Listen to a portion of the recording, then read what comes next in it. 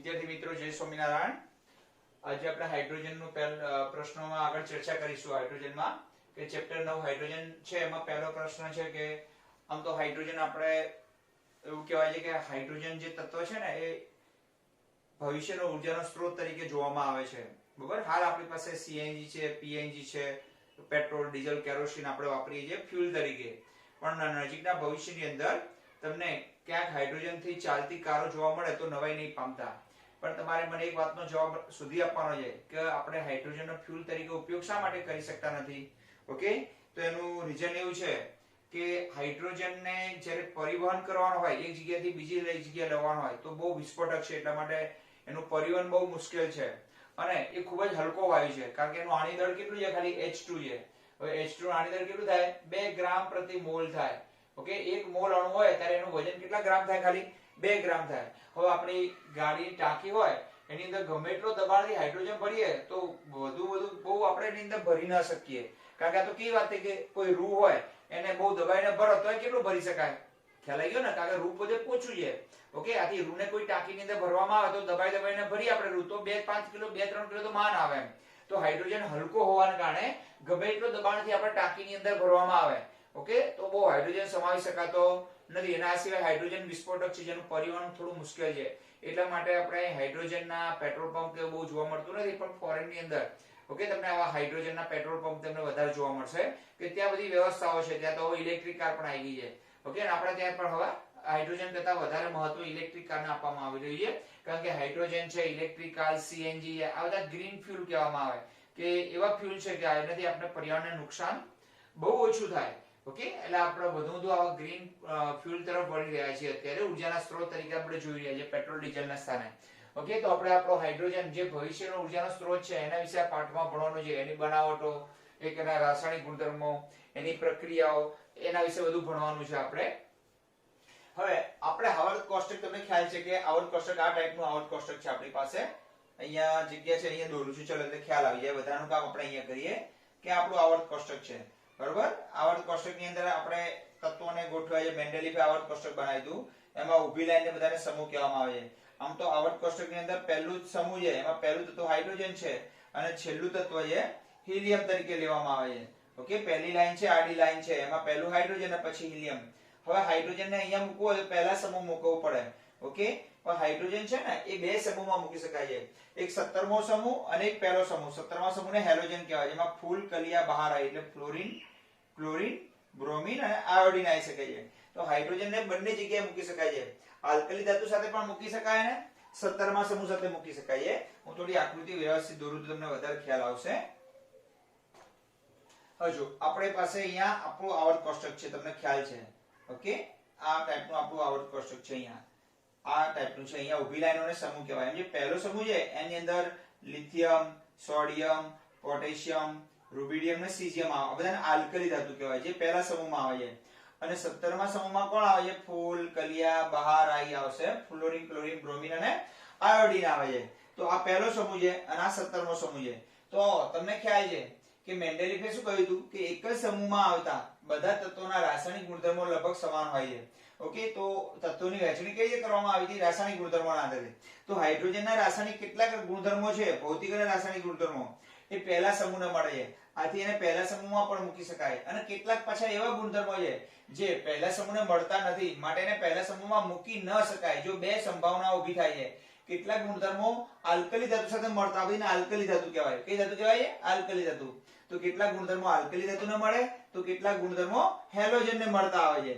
તો માટે એને પાછા કેટલાક એવા ગુણધર્મો છે જે હેલોજનને મળતા નથી, ઓકે, તો કેટલાક ગુણધર્મો આલ્કલીને મળે તો કેટલાક ગુણધર્મો આલ્કલી સાથે મેચ થતા નથી। કેટલાક ગુણધર્મો હેલોજનને મળતા આવે તો કેટલાક ગુણધર્મો હેલોજન સાથે સામ્યતા ધરાવતા નથી।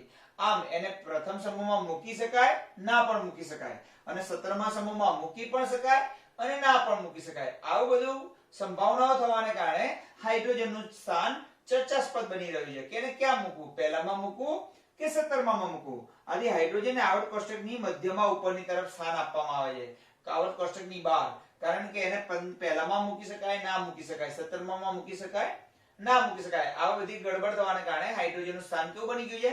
ચર્ચાસ્પદ બની ગયું છે।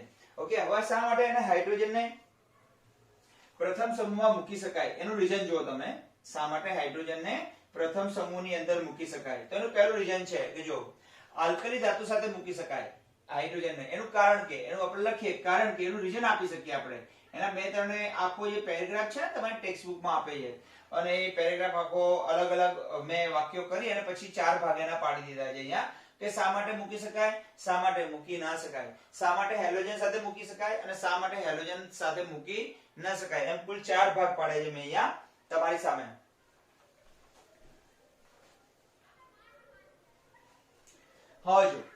હવે તમને ખ્યાલ છે કે આલ્કલી ધાતુ સાથે મૂકી શકાય તો એની ઇલેક્ટ્રોન રચના વિશે લખવાનું ખાસ કોના વિશે લખવાનું ઇલેક્ટ્રોન રચના વિશે લખવાનું કે હાઇડ્રોજનની ઇલેક્ટ્રોન રચના છે હાઇડ્રોજનનો પરમાણુ ક્રમાંક કેટલો છે પહેલો છે તો હાઇડ્રોજનની ઇલેક્ટ્રોન રચના કઈ થશે 1s1 છે ઓકે જ્યારે આલ્કલી ધાતુની ઇલેક્ટ્રોન રચના કઈ બાહ્યતમ કક્ષાની કોઈ પણ આલ્કલી ધાતુ હોય ધારો કે સોડિયમ છે લિથિયમ છે ચલો લિથિયમનો પરમાણુ ક્રમાંક કેટલો 3 તો 1s2 અને 2s1 થાય ચલો સોડિયમનો પરમાણુ ક્રમાંક કેટલો છે 11 છે તો 1s2 2s2 2p6 અને 3s1 જો છેલ્લો ઇલેક્ટ્રોન ક્યાં ભરાયો 3s1 માં લિથિયમમાં ક્યાં ભરાય 2s1 માં અહીં ક્યાં ભરાયો 1s1 તો હંમેશા જો બાહ્યતમ કક્ષાની ઇલેક્ટ્રોન રચના કેવી આવે છે સરખી આવે છે કોની હાઇડ્રોજનની 1s1 તો આલ્કલી ધાતુની સામાન્ય ઇલેક્ટ્રોન રચના તમે ભણ્યા છો કઈ કહેવાય છે ns1 કહેવાય 1s1 2s1 3s1 પછી 4s1 આવે 5s1 આવે પોટેશિયમમાં જે પરમાણુ ક્રમાંક 19 તો એની બાહ્યતમ કક્ષામાં કઈ આવશે 4s1 આવશે તો જો સોડિયમ લિથિયમની 2s1 પછી સોડિયમની 3s1 પોટેશિયમની 4s1 આ બધાનું સામાન્યકરણ કરીએ તો ns1 થાય ઓકે તો એની બાહ્યતમ કક્ષામાં એક ઇલેક્ટ્રોન છે તો આની પણ બાહ્યતમ કક્ષામાં કેટલા ઇલેક્ટ્રોન છે એક તો બંનેના ઇલેક્ટ્રોન રચના કેવી થઈ ગઈ સરખી થઈ ગઈ અને તમને ખબર છે કોઈ પણ તત્વના રાસાયણિક ગુણધર્મો કોના પર ડિપેન્ડ કરે છે એની બાહ્યતમ કક્ષાની ઇલેક્ટ્રોન રચના ઉપર ઓકે તો જે ઇલેક્ટ્રોન રચના બંનેની સમાન આવે છે હાઇડ્રોજનની 1s1 અને આલ્કલી ધાતુની ns1 છે આમ બંનેની ઇલેક્ટ્રોન રચના કેવી આવે છે સરખી આવે છે અને આના કારણે એને આલ્કલી ધાતુ સાથે મૂકી શકાય ચલો આલ્કલી ધાતુ એક ઇલેક્ટ્રોન ગુમાવી એક ધન વીજભારિત આયન બનાવે છે ઓકે ધારો કે સોડિયમ છે એક ઇલેક્ટ્રોન ગુમાવે તો એને પ્લસ આયન બનાવે એક પ્લસ વીજભાર ધરાવતો પ્લસ કારણ કે આલ્કલીની બાહ્યતમ કક્ષામાં કેટલા ઇલેક્ટ્રોન હોય છે એક ઇલેક્ટ્રોન અને આ એક ઇલેક્ટ્રોન ગુમાવે તો એને પ્લસ આયન બને ઓકે તેમ હાઇડ્રોજન પણ એક ઇલેક્ટ્રોન ગુમાવીને શું બનાવે છે H પ્લસ આયન બનાવે છે તો બંને જો +1 વિભાગ ધરાવતા આયનો બનાવે છે ધન આયનો બનાવવાની વૃત્તિ સમાન છે એક આલ્કલી તત્વ પણ એક ઇલેક્ટ્રોન ગુમાવે કારણ કે એક ઇલેક્ટ્રોન ગુમાવે તો એની ઇલેક્ટ્રોન રચના નિષ્ક્રિય વાયુ જેવી થઈ જાય અને હાઇડ્રોજન પણ એક ઇલેક્ટ્રોન ગુમાવી H+ આયન બનાવે છે ચલો આલ્કલી ધાતુની જેમ હાઇડ્રોજન પણ ઓક્સાઇડ હેલાઇડ તથા સલ્ફાઇડ બનાવે છે આ સમજવું હોય તમારે તો થોડું આ રીતે સમજી શકાય જો આલ્કલી ધાતુની જેમ હેલોજન પણ હાઇડ્રાઇડ હેલાઇડ અને સલ્ફાઇડ બનાવે ચલો આલ્કલી ધાતુ ઓકે Na+ એ ઓક્સિજન સાથે જોડાય ઓકે તો ઓક્સિજન એટલે O ઓક્સાઇડ એટલે O- 2 અને Na ઉપર +1 હોય તો 2 આવે તો Na2O બનાવે છે ઓકે આને કહેવાય ઓક્સાઇડ બનાવે કહેવાય ચલો બીજું સોડિયમ ધાતુ સલ્ફર સાથે જોડાય તો Na2S બનાવે સલ્ફાઇડ બનાવે ઓકે અને આલ્કલી ધાતુ એટલે સોડિયમ ધારો કે ક્લોરીન સાથે હેલોજન સાથે જોડાય તો NaCl બનાવે તો આને ઓક્સાઇડ અને સલ્ફાઇડ અને આને હેલાઇડ આવું હાઇડ્રોજન પણ બનાવી શકે જો હાઇડ્રોજન પણ જો ઓક્સિજન સાથે જોડાય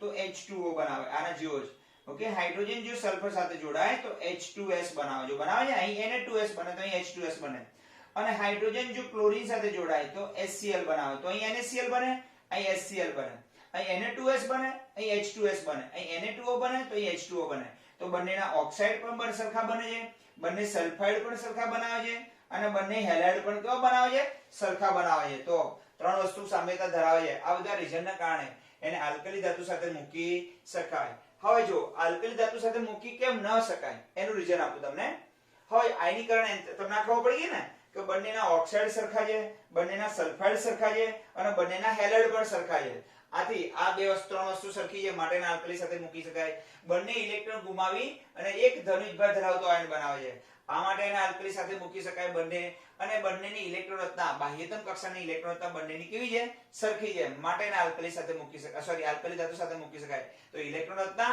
પછી ધન આયન બનાવવાની વૃત્તિ અને એની ઓક્સાઇડ સલ્ફાઇડ અને હેલાઇડ બનાવવાની વૃત્તિ એ આલ્કલી ધાતુ અને હાઇડ્રોજનની સમાન આવે છે માટે એને આલ્કલી સાથે મૂકી શકાય. ચલો આલ્કલી સાથે ના મૂકી શકાય. શા માટે મૂકી ના શકાય? તો એનું રીઝન છે કે આલ્કલી ધાતુની આયનીકરણ એન્થાલ્પી બહુ ઓછી છે. હવે આયનીકરણ એન્થાલ્પી કોને કહેવાય? તો પરમાણુમાંથી ઇલેક્ટ્રોનને દૂર કરવા માટે આપવી પડતી ઉર્જાને આયનીકરણ એન્થાલ્પી કહેવાય. ચલો સોડિયમ ધાતુ છે એની આયનીકરણ એન્થાલ્પી જોઈએ તો સોડિયમ છે એમાંથી ઇલેક્ટ્રોન દૂર કરવો હોય ઓકે તો ઉર્જા આપવી પડે અને અહીં આપવી પડતી ઉર્જાને ડેલ્ટા IH કહેવાય. ખબર છે ને?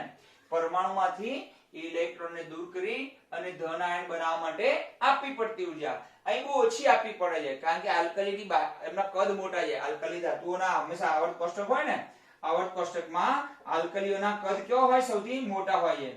આલ્કલી ધાતુઓના કદ કેવો હોય? આમ ડાબીથી તમે જમણી તરફ જાઓ એમ કદ નાના બનતા જાય. એમ આલ્કલીના કદ મોટા હોય. કદ મોટા હોય તો કેન્દ્રથી ઇલેક્ટ્રોન કેવો હોય? દૂર હોય. આથી કેન્દ્રનું એનું આકર્ષણ કેવું હોય? ઓછું હોય.